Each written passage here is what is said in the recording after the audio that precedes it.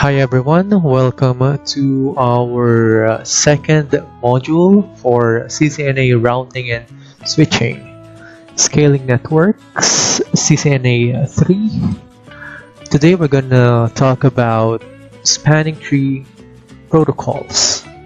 Alright, so to move on, let's take a look at our objectives. First, we're going to learn about spanning tree concepts. Alright, so we're going to try and build a simple switch network and try to observe that network using redundant links. Alright, so we're going to explain also the common problems in a redundant and switch network. Alright, third one is to build a simple switch network using spanning tree protocol or STP.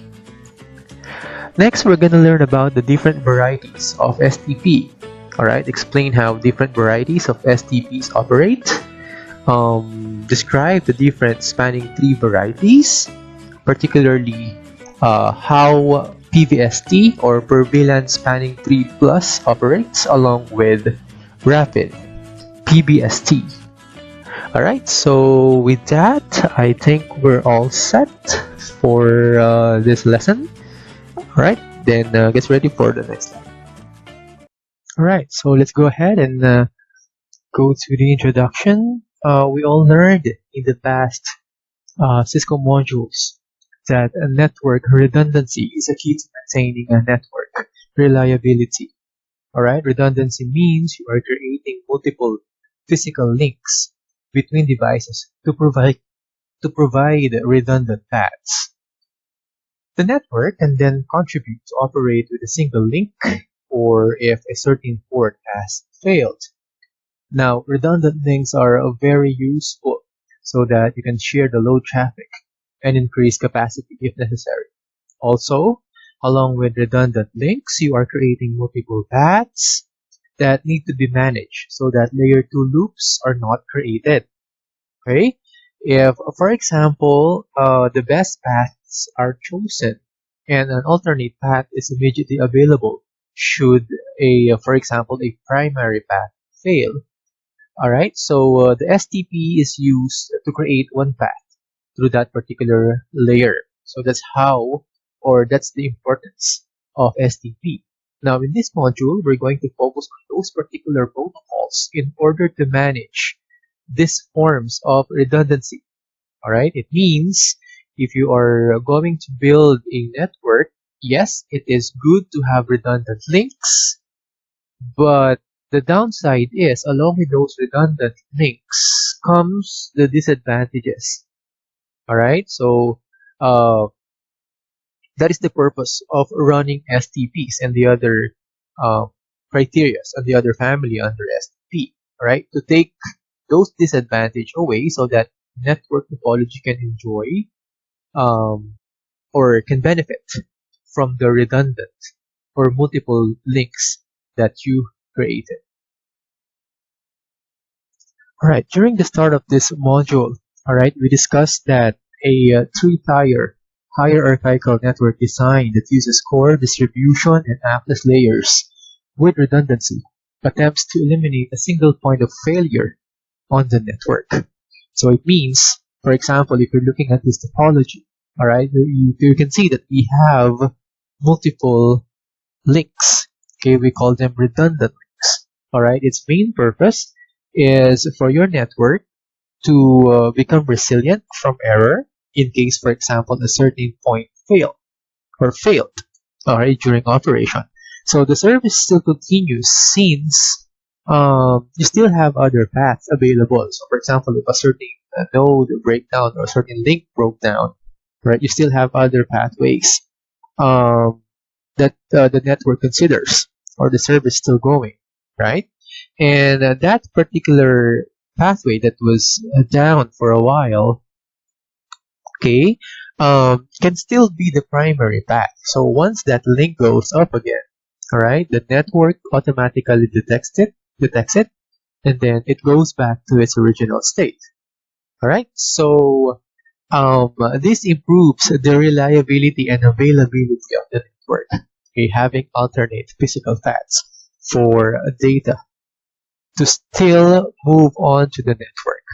All right, making it possible for users to access network resources, all right, and service resources despite path disruption. Okay, so as you can see, okay, let us examine. Let me just play this video. So, for example, PC1 is communicating with PC4 over a trunk line. So you can see now PC1 successfully sent the packet to PC4, and PC4 successfully replied. But then again, for example, if an instance that this trunk one failed, all right, a redundant network, okay, still be able to send that packet through this alternate line. So as you can see, there's no service disruption. Okay, the packet from PC1 to PC4 has still been able to receive successfully. Okay, so in case, for example, like what I was saying a while ago, if a certain node or the main trunk goes back to live again or becomes okay again, then the network automatically revert back to its original path, which is the trunk 1. Okay, so making this your primary path. So remember the term, your primary path, while making trunk 2 your secondary path or your alternate path. Okay? Now, redundancy is an important part of the hierarchical network design for preventing disruption of network services to users. Redundant networks, as we learned, require the addition of physical paths, but logical redundancy must also be part of that design. However, redundant paths in a switch Ethernet network may cause both physical and logical layer 2 loops. Okay, so logical layer 2 loops occur due to the natural operation of switches, because as we all learned, okay, switches sends frame, and frame doesn't have TTL compared with packets, right? TTL is time to live. Okay, so specifically the learning and forwarding process of the switch is very much different from a router. All right. So when multiple paths exist between two devices on a network and there's no spanning tree implementation on the switches, a layer 2 loop occurs.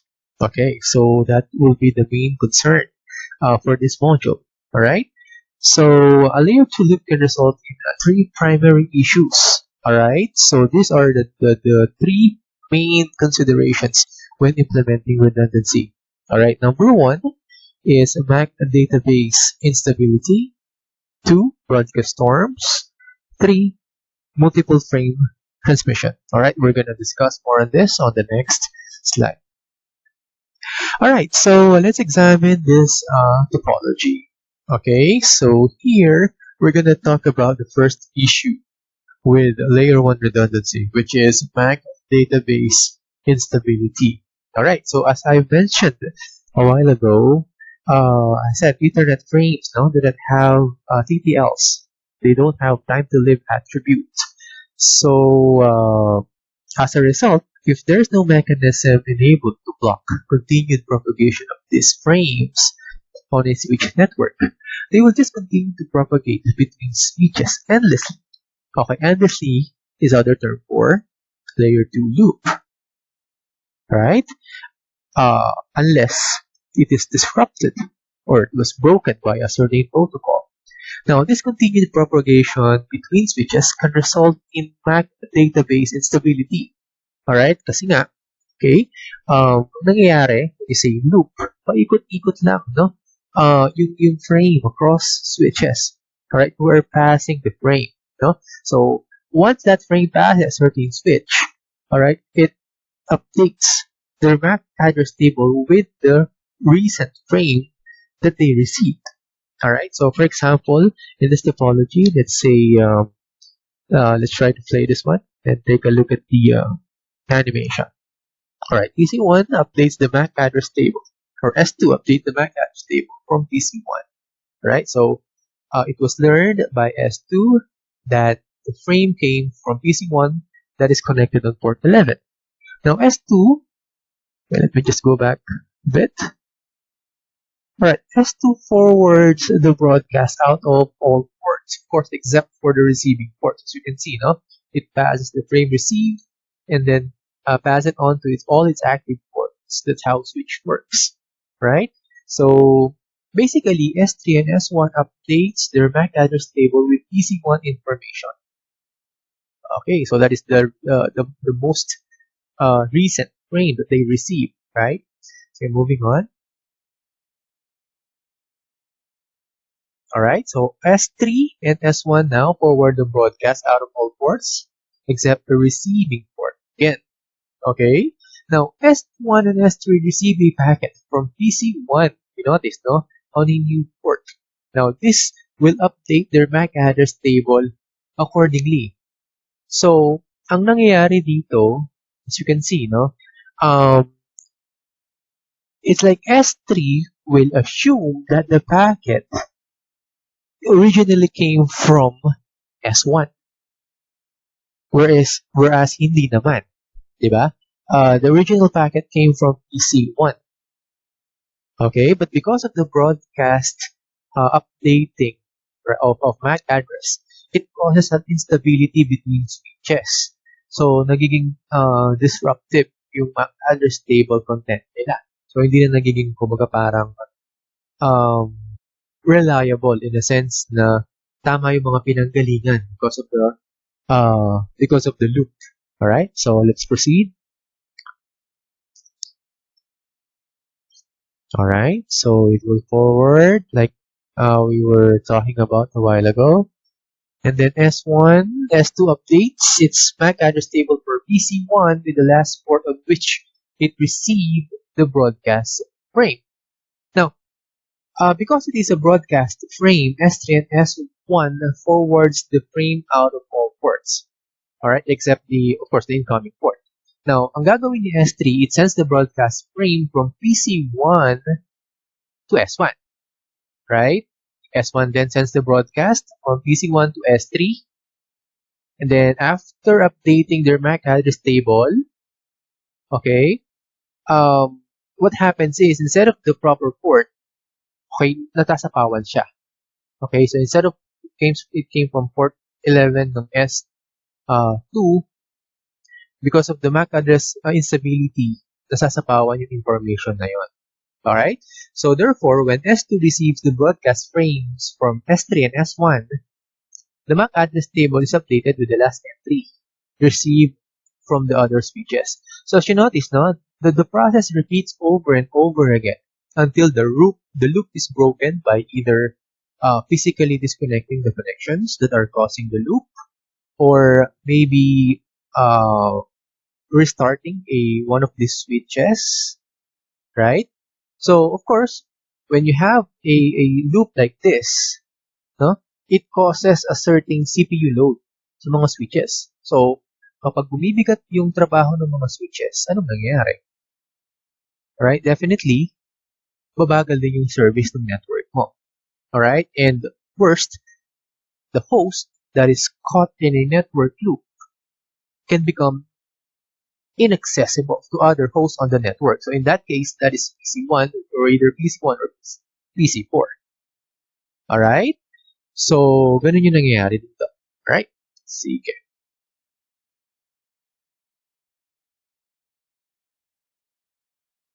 Now, the second layer 1 redundancy issue is what we call broadcast storm. Now, in relation to MAC address instability, a broadcast storm occurs when there are so many broadcast frames caught in a layer 2 loop that all available bandwidth is consumed. Consequently, no bandwidth is available for legitimate traffic, and the network becomes unavailable for data communication. This phenomena is what we call, or commonly known as, the denial of service, or DOS. Okay? Now, since broadcast storms are inevitable, especially in a loop network that doesn't run STP, the more devices that send broadcast over the network, of course, the more traffic is caught in the loop and therefore consumes resources. Okay? Now, this eventually creates what we call as broadcast storm that causes the network to fail, so as you can see in the figure. Alright? So, what happens here is PC1 is just sending, forwarding out to another broadcast. Okay, where the broadcast itself was caught in layer 2 loop. Okay, so if this is unmanaged, okay, if this is unmanaged, it will result to a certain network breakdown. Okay, so what you can do, probably, in order to lessen the effect of broadcast storm, in case you're not yet running Stp, is to no choice but to reset the switches. Power off, power on. Okay, that will reset everything because we disrupted layer 2 loop. Okay, or we do something about it because of course we don't want every minute or at least every 10 minutes we are restarting all the switches. All right, something like that. Okay, the last issue, okay, when it comes to layer 1 redundancy is what we call as duplicate unicast frame. Okay, so when you say unicast, okay, we learned about unicast, right? So it's a communication between one device going to the other device. Kaya nga uni, single cast. Okay, so for example, in this scenario, when does duplicate unicast frames happens? Okay, so let's run the scenario. So PC1 sends a unicast frame destined for PC4. Okay, so as you can see, S2 doesn't have an entry for PC4 in its MAC address table. Now, in an attempt to find PC4, ano yung ginawa ni S4? What did S4 do? Alright? S4 floods the unknown unicast frames for all the switch port. So, since S2 is not aware of PC4, okay, it is not physically connected to it. So, it means probably it's not part of its MAC address table yet. So, what S2 does is to send broadcast frames. Baga parang kung sa Tagalog yan is, sige, bahala na, bara-bara na. Okay, sends a broadcast frames to all ports in order to try to attempt PC4. Okay, now these frames arrives at switches S1 and S3. Now, S1 has a MAC address entry for PC4. So, it forwards the frame out to PC4. S1 has direct connection to PC4, so kilala niyo yan. So it directly forwards the frame to PC4. Okay, on the other hand, S3, for example, S3 also has in its MAC address table for S4. So it also forwards the frame, the unicast frames out of trunk 3 going to S1. So anong nangyari? So what happens there? S1 forwarded the frame to PC4. S3, incidentally, has the MAC address entry for PC4. So, S3 also forwarded the unicast frame. So, ilan na yun? Okay, we have 2 unicast frame, duplicate. Alright, so PC4 now has received the same frame twice. Alright, so that's what we call duplicate unicast frame. Duplicate unicast frame. Okay, so in order to prevent these issues, okay, issues number 1, 2, and 3 from occurring in a redundant network, okay, we need to implement some type of spanning tree. So the spanning tree is a protocol that is enabled on the switches. Okay, now if a certain spanning tree is enabled by default, all right. Actually, Cisco devices, whenever you have this kind of connection, Cisco devices automatically enables the spanning tree. So all you have to do is to manage it, because of course you don't want the devices deciding amongst themselves on how to run the STP, right? So though they are being enabled by default on Cisco proprietary devices, okay, of course, as a network admin, you should be able to manage it well. Okay, so that's our objective on the next slide. Alright, so moving on. So this is sample topology on how normal STP operation works. Alright, so spanning tree protocol ensures that there is only one logical path between all destinations on the network by intentionally blocking redundant paths that could cause a loop. Alright, so a port is considered blocked when the user data is prevented from entering or leaving that port. So blocking the redundant path is critical to preventing loops on the network. So the physical path still exists though to provide the redundancy, as you notice in this topology, no? But these paths are disabled to prevent the loops from occurring. So physically, they are existing. So you can see the physical connections, no? But logically, right, they are controlled by the STP in order for the network to get rid of layer 1 loop.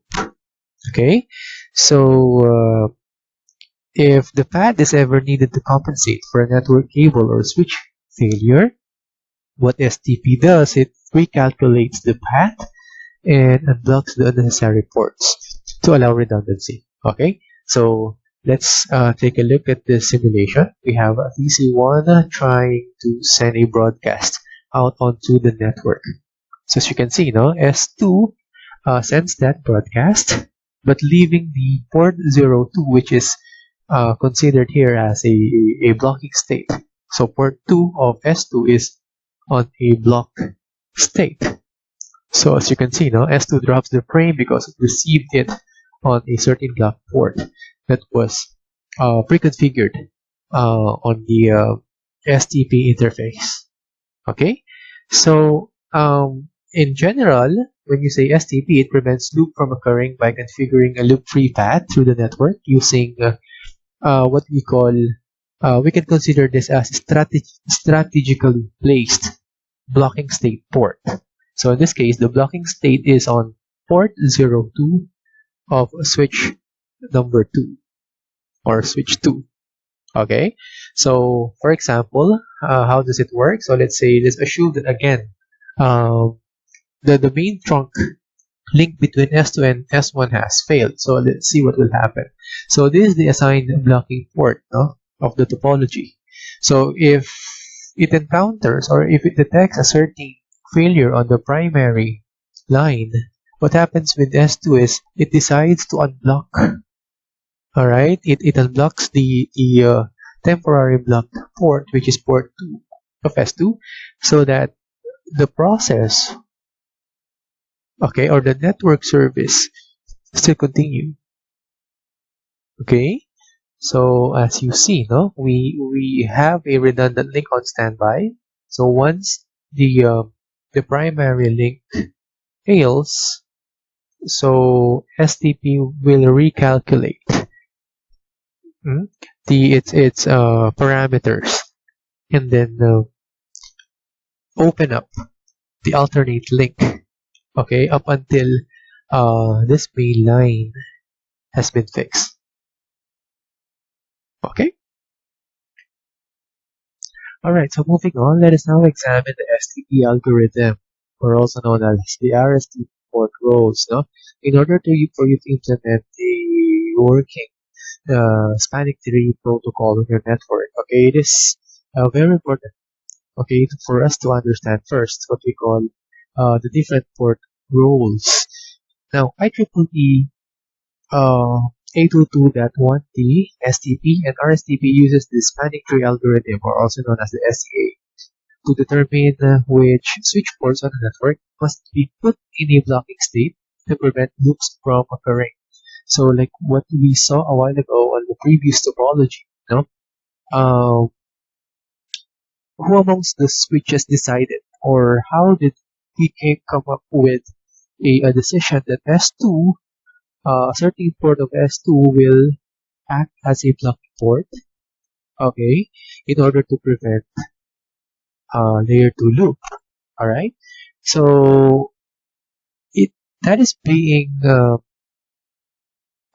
decided, okay, whenever the STA or the algorithm is being run, okay, particularly for STP and RSTP.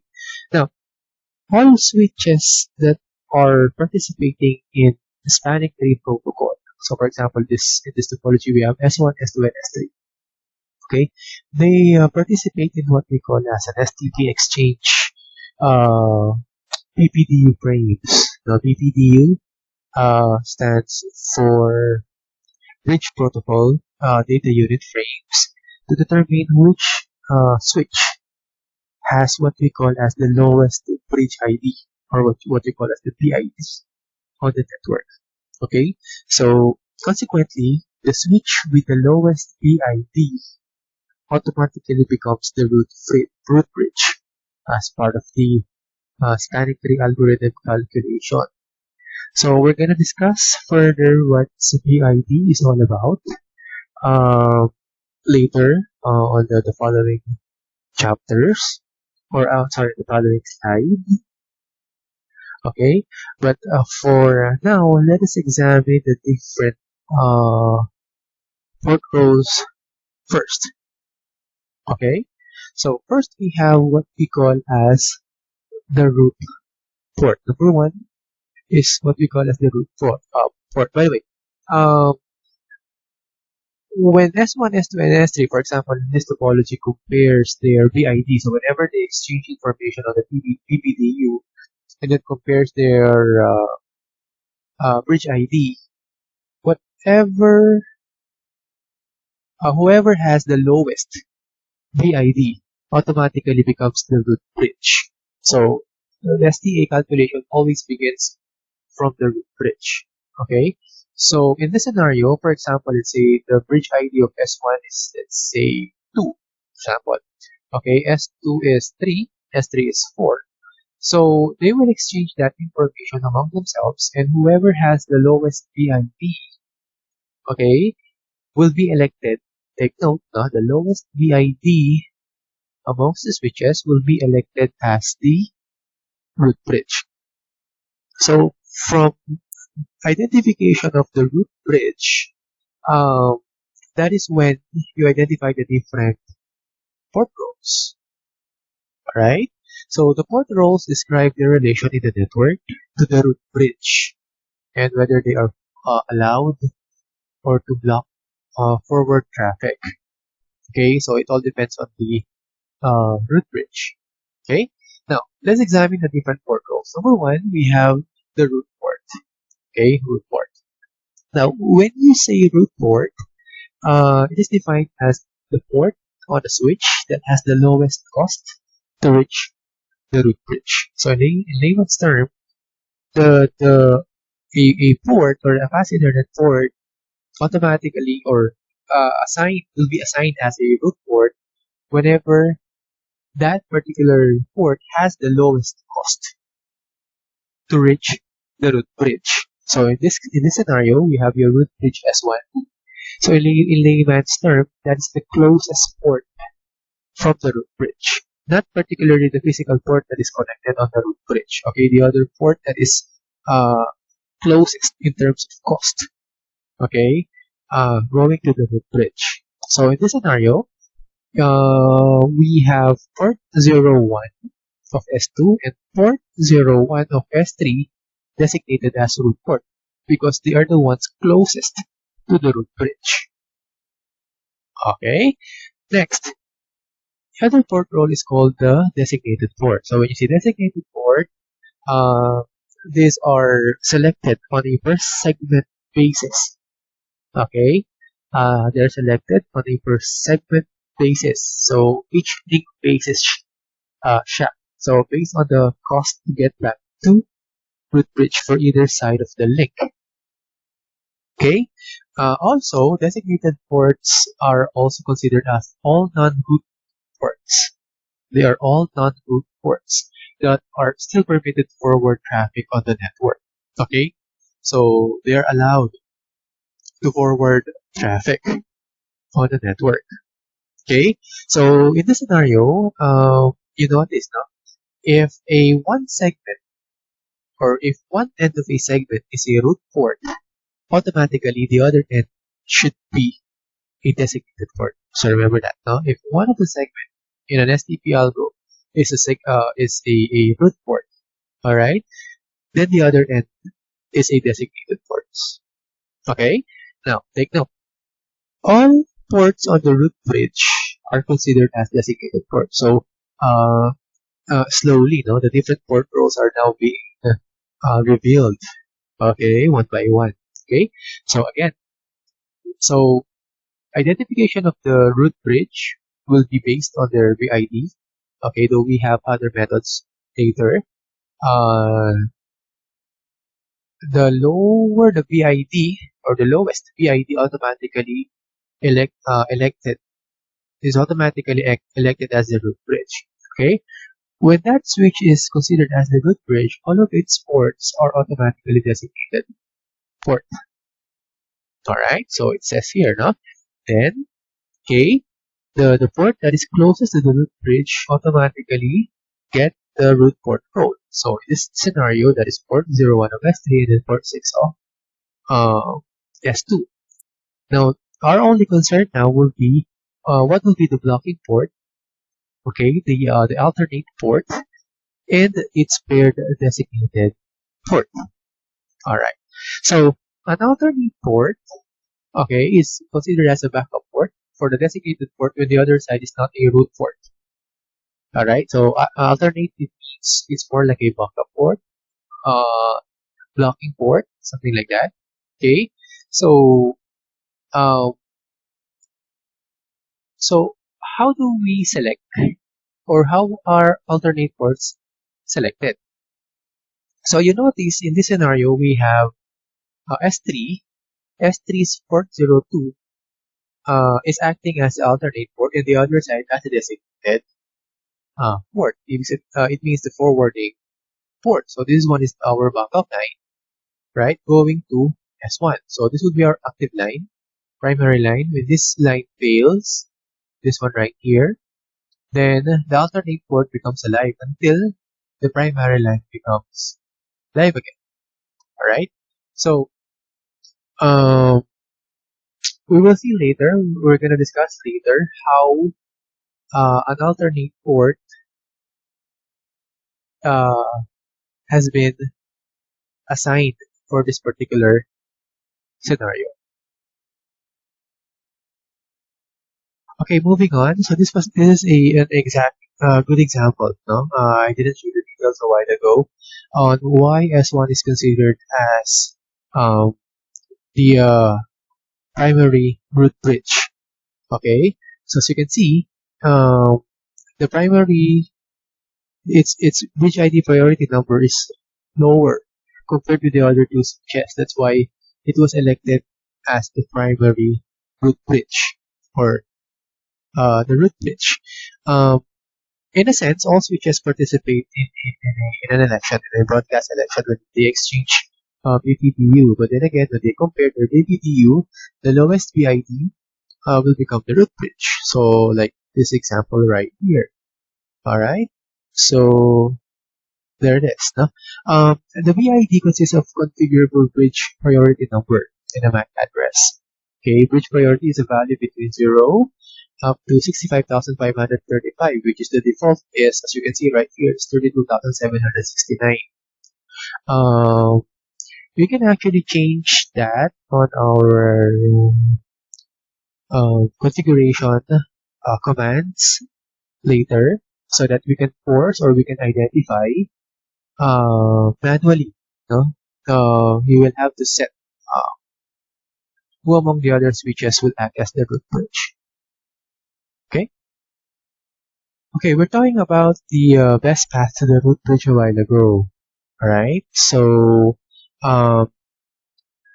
when the root bridge has been elected for the spanning tree instance, the STA starts the process of determining the best paths to the root bridge from all the destinations in the broadcast domain. Now, the default port costs are defined by the speed at which the port operates. So, for example, let's say if you have 10 Gbps pass it 10 Gbps port on a particular switch. On the revised IEEE specification, the standard cost is 2. Alright? For 1 Gbps, the cost is 4. For the standard 1 Mbps or 1 Mbps, the cost is around 19 and 100 for 10 Mbps. So, let's say if you are going to, you can actually change that. Okay, using the command, you can actually pre-configure that, no? Using the command spanning-3 cost and then space the value. So as we all know, as I mentioned a while ago, the port roles closest to the root bridge will assume the root port. Alright? Alright, so in this example, the port 01 of S2 has been configured with cost 25. Now, in order for you to change or revert back to the default values, okay, we issue the command no spanning 3 space cost. Alright, so using the cost values, this is how STA determines the best path to the root bridge. Okay, so let's assume that all of these ports are running 100 Mbps. Okay, and then as we all know, based from the table a while ago, 100 Mbps is around 19. The value is 19 per link. So if we're going to apply that here, so let's assume all ports are running 100 Mbps. Now, from S2 going to S1, alright, this path right here will only it only has a initial jump, okay, one jump from S2 to S1, so that is 19, which is the cost times 1, that gives you 19. Whereas if you're going to run from S2 to S3 and then S1, that is 2 separate paths, so that is 2 times 19, okay, which is the cost of each path, so therefore you have 38. So therefore, whoever has the lowest path, okay, during the calculation of cost will become the preferred path. So in that scenario, in this given scenario, that should be path 1. Alright, so that should be path number 1. So you need to be aware of the particular cost values, no? Just in case.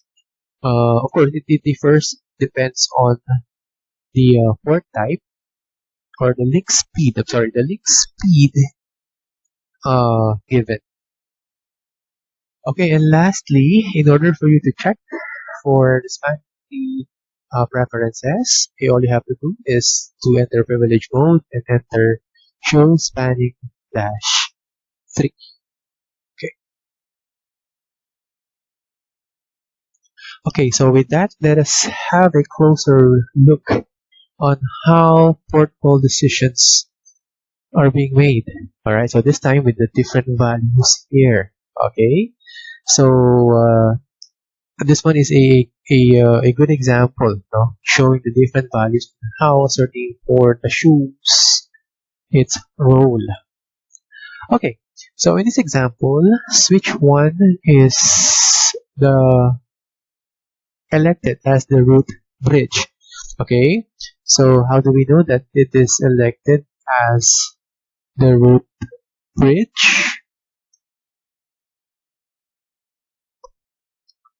Alright, correct. Because by comparing their VID or bridge ID, alright, you will notice, no, that S1 has 24,577, then the rest have the default 32,769. So obviously, S1 has the lowest VID. That's why S1 is elected as the root bridge. Okay, so after STP has determined which port serves in the root port role on each switch, STP now needs to decide which port have the designated and alternate roles. Okay, now moving on. As we learned in the previous slide, the root bridge automatically configures all of its switch ports as the designated role. So automatically, F2 And F01 of S1, designated na yung role ng mga yan. Alright, as you can see in this image. Alright, so automatically, root bridge will have its port having the designated port roles. Alright, next. Okay, so switch 3 and switch 2, okay, both port 1 of switch 3 and S2, since this ports has the closest cost going to the root bridge, okay, or facing the root bridge, okay. So that is the definition of the root port a while ago, right? So automatically they will assume root ports. So the only remaining port with no assignments yet or with no roles yet are port 2 of both S3 and S2. Now, how do we determine which of these following ports or which of these ports will act as the alternate and which ones will act as the forwarding port or the designated port? Okay, so let's see. Okay, now switch S2 and S3 share a common LAN segment, as you can see right here, so question mark. So we already determined the other port roles. Now they need to determine which switch has the lower BID first to identify which switch can configure its port as a designated port. So again, no, S3 and S2 will compete in an election process, so they will be the ones to share, okay, or to at least compare their BID. Now, the lower the BID is, so same process with the root bridge, right? The lower the BID result, okay, that will be the key in identifying which switch can configure its port as a designated port. Alright, so what do you think? So these are the values here. Okay, so the bridge ID is here, right? Here's 32, same with the BID of S3, right? Alright, not exactly, okay? Did you see that? Or did you notice that? Okay, look at the bridge ID of both S3 and S2. Alright, yes, they are the same with the default 32769, but look at the value at the end. Alright, S3 has a 2222, for example. S2 only has a 1111 at the end of its value in terms of the BID, right? So, what do you think? Alright, of course, S2 has the lowest BID, so therefore, okay,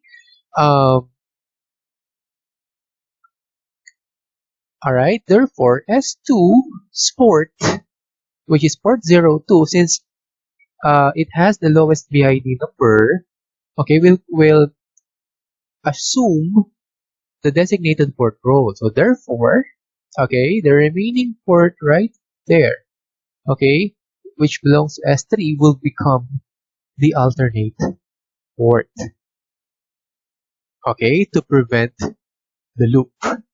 Alright, so this will become the designated port and the other one will be, the other side will become the alternate port. So this is how we, or this is how STP, alright, assume port role decisions. Alright, so before we leave the RSTP port role discussion and move on with the STP configuration and operation commands, let's have an understanding check first. Alright, so for example, you are given this topology, okay, and we are about to identify what kind of port roles each of these switch port are assigned, okay, based on the following switch priority and MAC address values. Alright, so first, what is the first step? Okay, the first step is for you to identify first, again, which switch will act as the root bridge. Alright, so the root bridge. So how do you identify the root bridge? Alright, so again, we look at the priority ID number, okay, or the MAC address number, okay, and see which among the values is the lowest. Or so the lowest BID will be elected as the root bridge. So in this case, okay, obviously we have S2 because it has the lower priority number compared with the other switches that is using the default 32769.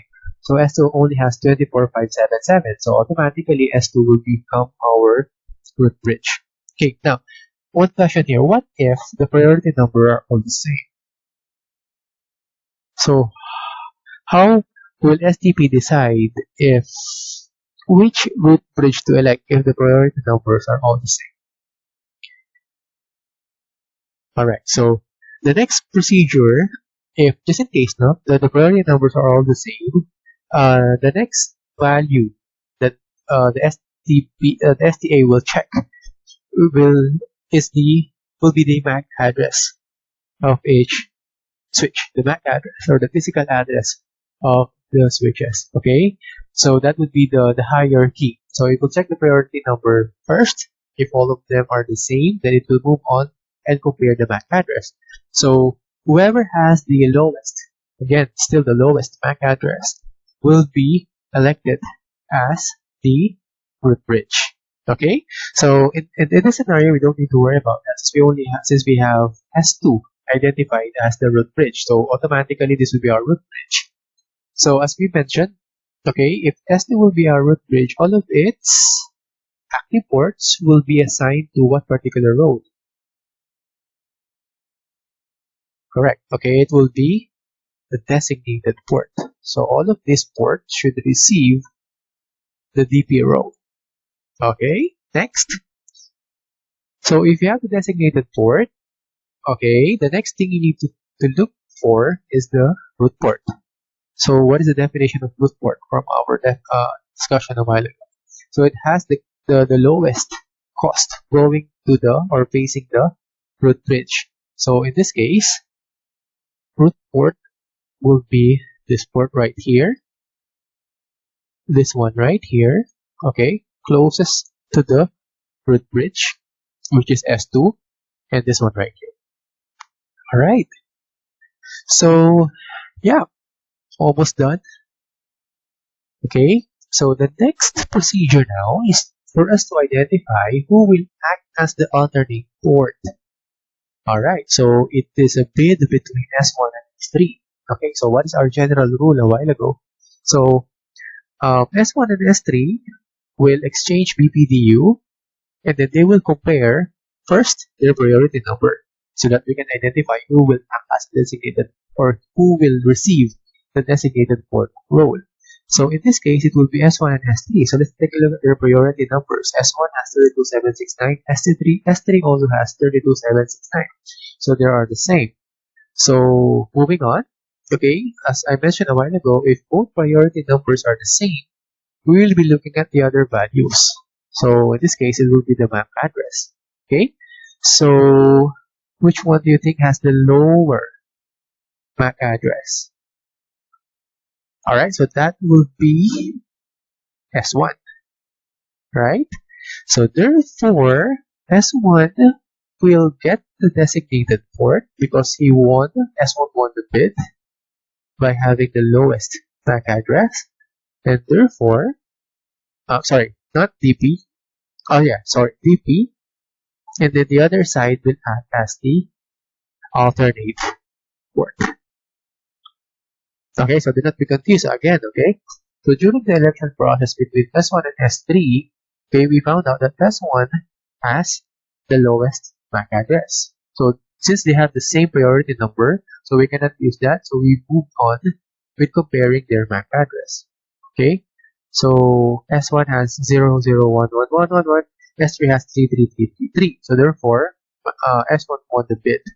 So since he won the bid, then the port on S1 will receive the designated port, and the other side will be acting as the alternate port. Okay, let's check if all answers are correct. Alright, so we are all good in identifying each port roles. Pretty nice. Alright, good job. Alright, good jobs on your answers a while ago. Alright, so let's move on with the different types of spanning tree protocols. Okay, so these are the list of the several varieties of spanning tree protocols that has emerged since the original IEEE 802.1d. Of course, you have the STP, the original version, 802.1d standard. Okay, we also have the PVST, or per VLAN spanning tree plus. This is a Cisco enhancement of STP. Okay, that is able to provide a separate standard for spanning tree instance for each VLAN configured in the network. That's why it's called per VLAN spanning tree. All right, we also have the other standards and also the RPVST, also known as the Rapid Spanning Tree Protocol. Okay, Rapid per VLAN Spanning Tree Protocol Plus. Okay, which is an enhancement version of the RSTP or the IEEE 822.1W. Okay, now for RPVST, each separate instance, that is the enhancement, wherein it already supports the protocol called the port fast, and the Vpdu guard, along with the Vpdu filter, root guard, and loop guard. So those are the Cisco enhancements for this particular protocol. Now for this particular module, we will be focusing our configuration with both PVST and RPVST. Okay, those two types of STP. Okay, so just a brief comparison between the other STP or between the different STP characteristics. So you notice, okay, the old STP in terms of the standard, the resources, and the convergence, all VLANs in calculation compared with the PVST and the Rapid PVST Plus, both Cisco proprietary. Alright, so if you're going to compare the PVST Plus with the old STP, alright, that old STP standard defines a certain spanning tree that assumes only one spanning tree instance for the entire switch network. So regardless of the number of VLAN. But of course, right now, since most of our networks are composed of multiple VLANs, alright, it is an enhancement actually. No? It is a Cisco initiative to develop the PVST so that a network can run an independent instance of the Cisco implementation, okay, for each VLAN in the network. So with PVST, unlike the old spanning tree that only assumes one spanning tree instance, in PVST, it is possible for one trunk port on a switch to block for a certain VLAN, okay, while forwarding for other VLANs. That's why the name implies, no, per VLAN spanning tree. So it allows a certain VLAN, for example, and blocks a particular, and also use that port to block a certain VLAN ID. So that's how flexible the PVST environment is. Okay, so when you do that, especially for multi-VLAN environment, okay, you're assuming optimal load balancing, right? It's more like a load balancer in a sense that you're actually managing most of your VLANs in terms of forwarding and blocking state. Okay.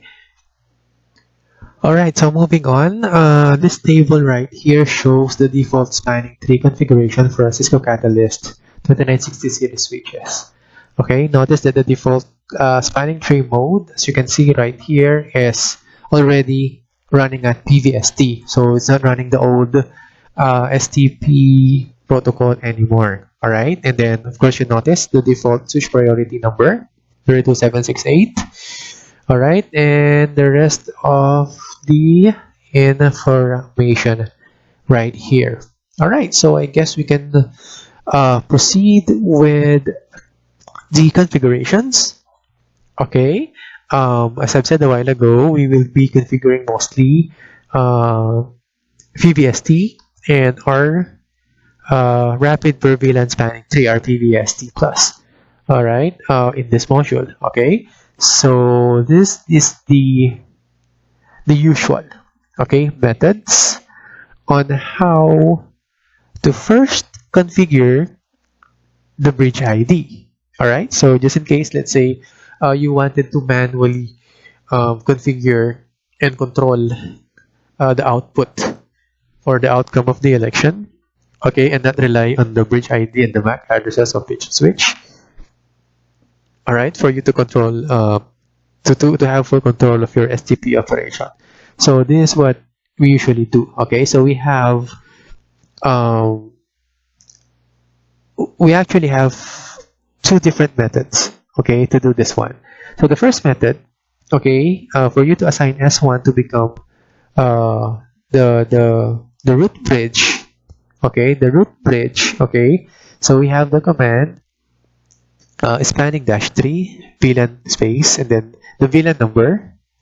All right, the VLAN ID in that case, for example, 1 space root space primary. All right, so again, spanning -3 and then the VLAN ID that you wanted to assign for this particular switch in terms of uh, the primary root, then the command space root and then the primary. Okay, so this is issued inside global configuration mode. So when you do that, the priority for the switch is set to the predefined value of 24,576 or to the highest multiple of 4,096. Okay, less than the lowest bridge priority detected on the network. Okay, so that one right there.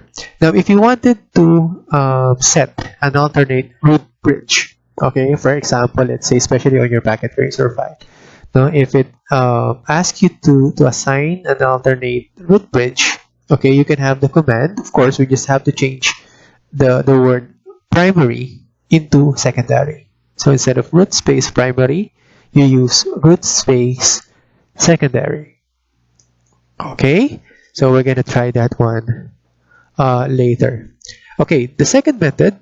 Okay, the second method is by using bridge priority number as the value instead of naming it root primary, root secondary. You can also use this one. All right, so the command will be spanning -3 VLAN 1, the VLAN ID, and then priority, and then specifically you set the priority value under global configuration mode command. Okay, so in this example, let's say S3 has been assigned a bridge priority value of 24,576 using that particular command. All right, so also in this method, you will notice that S2 has been assigned as the root secondary. Okay, using VLAN ID number 1. Alright, to verify the bridge priority of a switch, okay, we issue the command show spanning -3, okay, under privilege mode. So in here, the most important message is you will notice now it will tell you if this bridge is acting as a root. Okay, what will be the assigned priority number? Something like that. The MAC address. Okay, and then the role, okay, of each particular port. So you can see that right here. All right, again, show spanning -3, very useful command.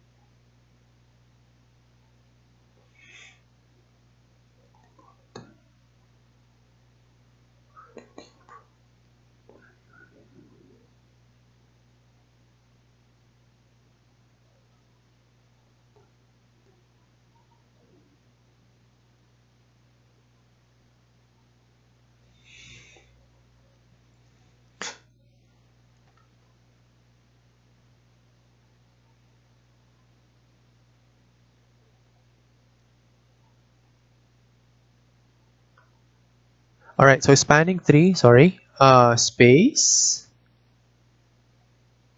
Oh, let me just repeat that.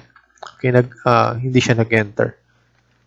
Fast Ethernet 0/11, and then spanning 3 space port fast. Enter. Alright, so there you go. After that, okay, we have another task. Okay, we are asked to configure Vpdu guard, okay, and return to privilege exec mode. So we are still inside port 11, and then we are asked to enable Vpdu guard as well. So spanning 3 Vpdu guard. So the command is Vpdu guard enable. All right, right there. Then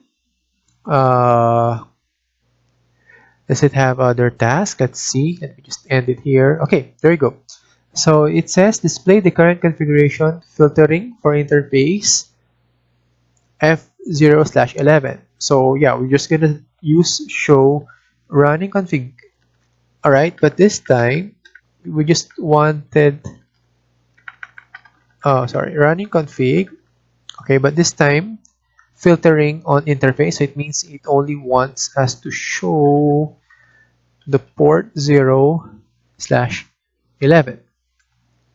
Alright, so you press enter. So what are the details that you wanted to check? Okay, right there. So you will see here, okay, this is one way of checking if port fast and Vpdu guard are enabled on that particular port. Okay, next we have another task. It says here, configure port fast to be the default for all interfaces on S1. Alright, so it means we're not going to enter any specific interface. Okay, we just have to configure port fast by default for all non-trunking interfaces on S1. So to do that, okay, we issue the command, okay, spanning -3 port fast. Okay, this is what I'm telling you a while ago. But make sure that you are inside global mode. Okay, take note, we are inside global mode when we do that. Port fast space default. Alright, so again, that's it. And then we also need to configure Vpdu guard as the default on S1. Alright, so no need to enter any particular port. Alright, so Vpdu guard, okay. Alright, you have spanning 3.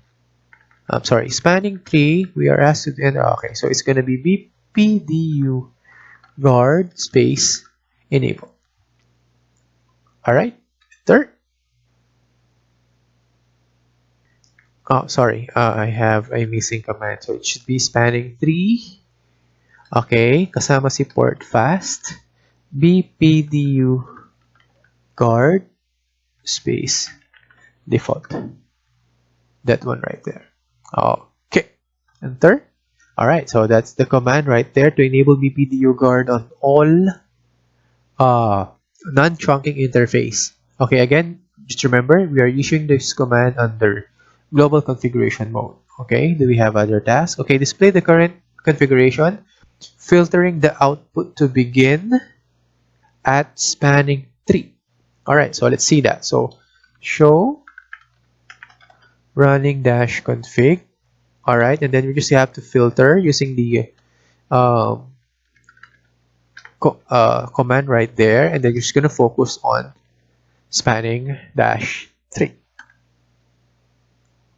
Alright, so there you go. So what are the information that we need? Okay, of course, we have the VLAN model, the VLAN priority numbers, the VLAN supported by that particular spanning tree, what mode the spanning tree is using, okay, and then of course the other values. Okay, so yeah, so you just have to go back and practice this command just in case, okay, for the upcoming instructors made packet tracer worksheets and exercises. Alright, so I guess that will wrap up module number 2. Okay, for STP PVST and RPVST plus. On the worksheets and the sample packet tracer files, I believe they are already assigned activities, okay, for this week's module. All right.